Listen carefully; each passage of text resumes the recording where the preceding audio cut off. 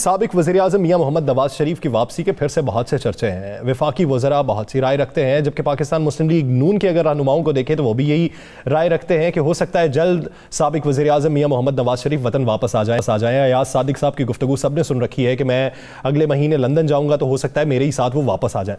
लेकिन बात यहाँ पर ये ख़त्म नहीं होती। वफाकी वज़ीर फवाद चौधरी साहब ये कहते हैं कि हर मुश्किल वक्त में नवाज शरीफ साहब कौम को या अपने कारकुनों को तनहा छोड़कर बाहर चले जाते हैं, और उनका यह भी कहना था कि नून लीग से अगर शरीफ फैमिली अलग होती है तो ये एक मुस्बत पेशरफ्त होगी।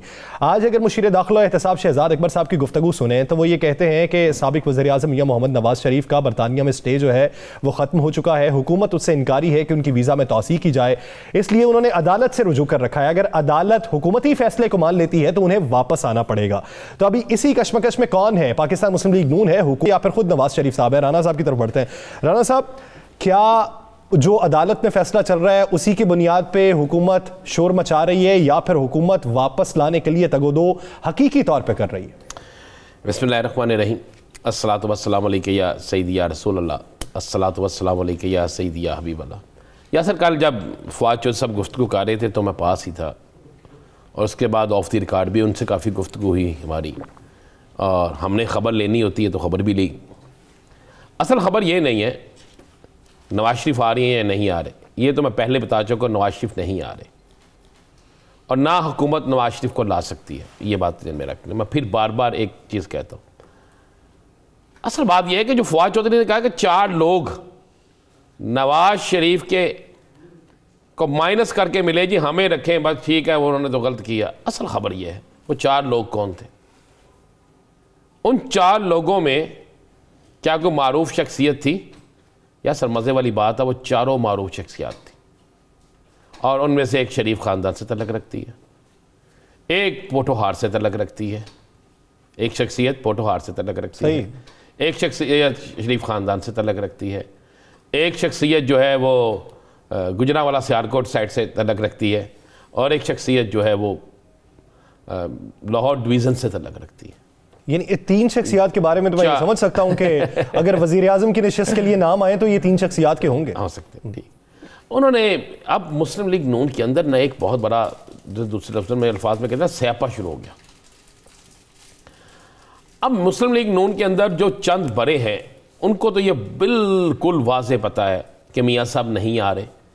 मियाँ साहब की डील ढील या किसी और मामले पे कोई मामला भी तय नहीं हो सका। उन्हें यह भी पता है कि मियाँ साहब के हवाले से जो कुछ खुश फहमियाँ थीं, जो कुछ चीज़ें ऐसी थीं कि जिससे लोगों को मुतमिन किया जा सकता है, वो कहते हैं अवाम तो शायद उस पर उन चीज़ों में आ जाए, लेकिन उनको पता है कि वो आगे से मामला हल नहीं हुए। वो जो किसी और दरवाजे से किसी को मिलना चाहते थे वहाँ पर मुलाकातें भी नाकाम हो गई हैं। यासर, ये मैं आपको बिल्कुल मुसद्दक़ा बातें कह रहा हूँ। अब वो चीज़ें जो नाकाम हो गई हैं उसका चंद लोगों को तो पता है ना। जिन चंद लोगों को पता है वही पार्टी में बड़े अहम ओहदों पर भी हैं, वो पार्टी में भी नज़र आते हैं, प्रेस कॉन्फ्रेंस में भी नज़र आते हैं, वो बाकी दीगर जगहों पर भी नज़र आते हैं। तो अब उन लोगों ने अपनी सियासत भी करनी है, आगे सफ़र भी रखना है। वो मुस्लिम लीग नून को छोड़ भी नहीं सकते, वो मुस्लिम लीग में ही रहना चाहते हैं और मुस्लिम लीग में रहकर ही अपना आगे मुस्तकबिल को बेहतर बनाना चाहते हैं। तो ये मिलने वाले 4 अफराद जिनकी निशानदेही की है, मेरे पास जो इतलात है, वो वही लोग, ये 4 लोग हैं। अब ये चारों जो हैं इनकी मुलाकातें एक नहीं, एक से ज़्यादा मुलाकातें हुई। यासर, ये भी मैं आपको बड़ी बात बता, सही, एक से ज़्यादा मुलाकातें हो चुकी हैं, लेकिन एक से ज़्यादा मुलाकातों में भी वो मकासद उनको हासिल नहीं हो सके। उनको वाज़े तौर पे कहा गया है, ये वाज़े है कि हम किसी अदालती मामले पे या सर किसी और ऐसे मामले पे अमल दखल नहीं देंगे। अच्छा राना साहब, मेरा एक सवाल है, क्या इन्हीं मुलाकातों की कहानी लेकर अयाज सादिक साहब ने मियाँ साहब को बताने जाना? अयाज सादिक साहब मियाँ साहब को कुछ और बताने जा रहे हैं। अयाज सादिक साहब बड़े एक मैं उनको जानता हूँ, बड़े डेड ऑनेस्ट आदमी हैं, नेक आदमी हैं। अयाज सादिक साहब 4 दफ़ा चले जाएं, 5 दफ़ा चले जाएं, 6 दफ़ा चले जाएं, वो मियाँ साहब को नहीं ला सकते, ना वो मियाँ साहब को लेने जा रहे। अयाज सादिक साहब एक पैगाम रसा है, एक पैगाम उनको मिल गया है, वो पैगाम लेकर जा रहे हैं और जाकर वो मियाँ साहब को वो सारे हालात बता देंगे जिनके मतलब उन्हें बताया गया है। अगर आप ये कहें कि वो लेने जा रहे हैं या वो ये कहते हैं जबकि मेरे चेहरे की मुस्कुराहट बता रही है कि मियाँ साहब आ रहे हैं। मुझे एक बात बताएं, जब मियाँ साहब को लाना होगा तो क्या मुस्लिम लीग नून में सब अयाज सादक साहब रह गए हैं? क्या मुस्लिम लीग नून में और कोई नहीं है? और जब मियाँ साहब ने आना होगा तो क्या उन्हें किसी के साथ आने की ज़रूरत पेश आएगी? या सर उन्हें तो फिर यह ज़रूरत पेश आएगी कि जनाब मेरे इस्तकबाल के लिए आप लाहौर में इकट्ठे हों, हज़ारों ने लाखों की तादाद में, लेकिन एयरपोर्ट तक पहुँच जाएं, एयरपोर्ट तक पहुँच जाएं। कहीं आप सुबह से निकलें और मार रोड के इर्द गिर्द ही ना घूमते रहें। मियाँ साहब को ज़रूरत इस बात की होगी, मियाँ साहब को आप असल सूरत हाल बताई जाएगी कि मियाँ साहब वो जो नारा था ना, कदम बढ़ाओ नवाज शरीफ, पीछे है कि नहीं है, वो वाला हिसाब है, अभी आप ना ही आए तो बेहतर है। इसलिए कि पार्टी के अंदर मामला तो और हैं, सियासी मामला तो और हैं, इत्तेहादी किसी और तरफ जा रहे हैं, इनकी जो मुत्तहिदा अपोजिशन है उसके मामला किसी और तरफ चल रहे हैं, इनका जोर तो कामयाब नहीं हो सका, ये सारे बात है। देखिए मुस्लिम लीग नून ने अगर ये नहीं चूरन बेचना कि जनाब हम जा रहे हैं और मियाँ साहब को लेकर आ रहे हैं, तो फिर वो क्या कहेंगे? क्या कोई मुस्लिम लीग नून का बंदा ये कहेगा मियाँ साहब नहीं आ रहे? सो ये कहते हैं हमने अभी मियाँ साहब को आने की इजाज़त नहीं दी क्योंकि अभी मुल्क में हालात ऐसे नहीं है, मियाँ साहब की सेहत भी इजाज़त नहीं देती। और भाई मियाँ साहब की सेहत इजाज़त नहीं देती तो क्या याद साहब कोई मेडिसिन लेके जा रहे हैं तो जाके खिलाएंगे और मियाँ साहब एकदम से ठीक हो जाएंगे और याद साहब के साथ वापस आ जाएंगे? ऐसे नहीं बात।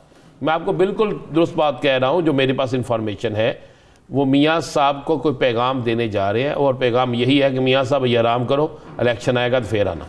देख लीजिएगा यार सर, ये मैं आपको बता रहा हूँ ये चीज़ें। अब मुस्लिम लीग नून के अंदर ये बड़ी खौफनाक चीज़ शुरू हो गई है कि जनाब वो चार कौन थे? अच्छा पता सबको है, चारों को भी पता है कि हमारा सबको पता है, लेकिन सारे कितने कमाल के लोग हैं, वो सारे एक दूसरे से पूछते हैं वो चार कौन है। चार बीच में बैठे होते हैं, फिर कोई पूछता है यार वो चार कौन है। हर दौर में चार ही हुए हैं, ये भी आप ध्यान में रखिएगा। हर दौर में चार ही हुए हैं, चाहे वो इख्तिदार का दौर हो चाहे अपोजिशन का दौर हो, चार ही हुए हैं। और उन चारों की कहानी कल बयान हो गई और हुकूमत ने अच्छा खेला कल। उस खेलने के बाद मुझे बताएं किसी तरफ से तरदीद आई है? सर राना साहब आप क्या समझते हैं, हुकूमत ये जो खेल रही है ये क्या शर्मिंदगी मिटाने के लिए नहीं खेल रही? पाकिस्तान तहरीक इंसाफ के अगर अंदरूनी सूरत हाल देखें, नूर आलम खान साहब का बोलना, शोकॉज नोटिस का जाना, फिर वो उनका ये कहना कि परवेज़ खटक साहब मुझसे क्या पूछें, मुझसे पूछना है तो चेयरमैन पूछें, यानी इस तरह की जो अंदर से बातें अब उठना शुरू हो चुकी हैं, तो क्या इससे तवज्जो हटाने की कोशिश नहीं हो रही? बिल्कुल, देखें यही होता है, हमेशा खेल का असूल यही होता है कि अगर आपकी फील्डिंग अच्छी नहीं है तो आपकी बॉलिंग अच्छी हो, बॉलिंग अच्छी नहीं है बैटिंग अच्छी हो, ये खेल का असूल होता है एक। अब मुसाब तहरीक इंसाफ के अंदर की जो गुफ्तगू है, जो नूर आलम खान को शोकॉज नोटिस जारी करना, उससे पहले वज़ीर आज़म की परवेज़ खटक की तकरार, अब उन सब चीज़ों से तवज्जो हटाने के लिए जो हुकूमत के पास इंफॉर्मेशन थी, जो उनके पास मुसद्दक़ा इत्तलात थी, उन्होंने वो फैला दी। जब वो मुसद्दक़ा इत्तलात फैली तो सारी तवज्जो उस तरफ चलेगी। या सर याद करें, मैंने आपसे परसों हमने प्रोग्राम में जुमे के रोज़ प्रोग्राम में एक बात डिस्कस की थी और जुमेरात को भी ये कहा था कि आप कुछ दिन बाद आप देखेंगे कि इमरान खान परवेज़ खटक साहब की बहुत ज़्यादा वज़ीर आज़म साहब तारीफ़ करेंगे। याद है ये रिकॉर्ड का हिस्सा है ना, आज ही उन्होंने की है। मैंने कहा था कि बहुत से मामला बहुत सी जगहों पे तय हो गए हैं, अब परवेज़ खटक साहब भी खान साहब की तारीफ़ करेंगे। मैंने इसलिए वो कहा था कि कुछ अंदर की बातें कुछ लोग हमें बताने वाले थे जिन्होंने बता दी, तो ये सारे हो गए हैं। नूर आलम खान साहब वाला मामला भी कल तक नहीं तो परसों तक हल हो जाएगा। तहरीक इंसाफ के अंदर बहुत सी आवाज़ें उठ रही हैं, तहरीक इंसाफ के अंदर 2 से ज़्यादा ग्रुप मौजूद हैं। यस सर, ये मैं आपको मुसद्दक़ा बात कह रहा हूँ, 2 से ज़्यादा ग्रुप मौजूद हैं। लेकिन उन ग्रुपों ने जो ग्रुप है वो ये भी देखते हैं कि हमारा वोट बैंक जो है वो हमारा ज़ाती नहीं है, वो इमरान खान का वोट बैंक है। और हम इमरान खान से अगर लहदा होते हैं तो क्या हमें कोई और सियासी जमात जो है उसकी वजह से वोट मिलेगा? वो उन्हें नज़र आता है नहीं मिलेगा। तो फिर वो अंदर रह के वो उतनी करेंगे। देखिए एक तो अच्छी बात आप हमें मान लेनी चाहिए ना, पता नहीं क्यों नहीं टीवी पे बैठ के लोग ये बात करते, किसी भी सियासी जमात के खासकर मियाँ नवाज शरीफ साहब के सामने तो बोलने की कोई जरूरत नहीं करता था। अगर वज़ीर आज़म के इमरान खान की जमात के अंदर या उनके सामने कोई बोलने की जरूरत कर रहा है और वो सुन रहे हैं और उसके बाद उसे कह भी रहे हैं जी हाँ ठीक है, तो फिर ये तो एक जमहूरियत के अंदर होता है, ये अच्छा। लेकिन मैं आपको ये खबर दे दूँ कि नूर आलम खान साहब का मामला जो है वो 1 से 2 दिन में वाइंड अप हो जाएगा। तहरीक इंसाफ के अंदर 2 बड़े ग्रुप मौजूद हैं, लेकिन अभी तक किसी ग्रुप ने तहरीक इंसाफ से या इमरान खान से लहदा होने का सोचा भी नहीं है। देखिए, जहांगीर तरीन के मतलब कहा जाता था कि वो ग्रुप लहदा हो गया, उन्होंने अपनी प्रेस कॉन्फ्रेंस भी की, उन्होंने अपनी कुव्वत भी दिखाई, उन्होंने बहुत कुछ भी किया, लेकिन आज वो कहाँ खड़े हैं? आज भी वो वज़ीर आज़म इमरान खान के साथ खड़े हैं। तो उससे बड़ा ग्रुप दूसरा था परवेज़ खटक का। परवेज़ खटक साहब की आज तारीफ वज़ीर आज़म साहब के मुंह से, और परवेज़ खटक साहब का अब दोबारा वज़ीर आज़म के साथ कंधे से कंधे मिला के चलना। कल जब आप हम प्रोग्राम में बैठेंगे तो उस वक्त तक आपको और नई चीज़ें मिल जाएंगी। परवेज़ खटक साहब भी बड़े खुश होंगे, वो भी बड़ा खुल के सब सवाल ये पैदा होता है कि जब ये हुकूमत ख़त्म होने वाली होगी, नई धड़ेबंदियाँ बन रही होंगी, नए इलेक्शन की तैयारी होगी, तो क्या ये ग्रुप उस वक्त भी खान साहब के साथ खड़े होंगे? हाँ, ये उस वक्त की बात होगी। देखें, आज की खबर तो आज तक है ना, उस वक्त हालात के मुताबिक फैसला होगा। मैं फिर वही कह रहा हूँ, ऑप्शन क्या है? क्या उस वक्त मियाँ नवाज शरीफ जो है वो ऑप्शन में मौजूद होंगे? क्या मियाँ नवाज शरीफ की वापसी जो है उस वक्त मुमकिन होगी? सबसे बड़ी सियासी जमात तो तहरीक इंसाफ के बाद वो है। उसके बाद आप आ जाए पीपल्स पार्टी। पीपल्स पार्टी की क्या पोजीशन होगी? ये 2 सियासी जमातें हैं जिनकी तरफ इनकी नज़रें होंगी, जो ग्रुप हैं। अच्छा, क्या तहरीक इंसाफ के अंदर ग्रुप हैं तो दूसरी जमातों के अंदर ग्रुप नहीं होंगे? आप किसकी जगह लेंगे? या सर देखिए, एक बड़ा नेचुरली तौर पे है, आप एक शख्स को लेते हैं जी, आप आ जाएंगे 10 लोग आप आ जाए, ठीक है। इलेक्शन के वक्त में ये होता है ना, ये देखते हैं तगड़े उम्मीदवार है, तो फिर जो वहां पे पहले उम्मीदवार होते हैं वो फिर दूसरी पार्टी की तरफ चले जाते हैं ना, फिर वो ऐसा ही है। तो इसलिए अगर आप किसी ने आपके 2 निकाले, आपने उसके 4 निकाले, तो अभी तो देखने वाला वक्त होगा। या सर अभी सियासत के जो अगर आप पूछना चाहते हैं ना, तो सियासत के जो रुख होंगे ना, किस तरह किधर क्या तब्दीली होगी, वो आपको नवंबर के बाद नजर आएगी। नवंबर के बाद ये जो लोग शोर मचा रहे हैं ना कि मार्च मोर्च कुछ नहीं है। बहुत से मामला, बहुत सी चीज़ें नवंबर के बाद उल्टी सीधी होती नज़र आएंगी। उसके बाद आप सियासी जो मैदान है उसका खिलाड़ी कौन अच्छा होगा, कौन वहाँ पे मैच जीतेगा, कौन हारेगा, उसका तयन जो है उस वक्त होना शुरू होगा।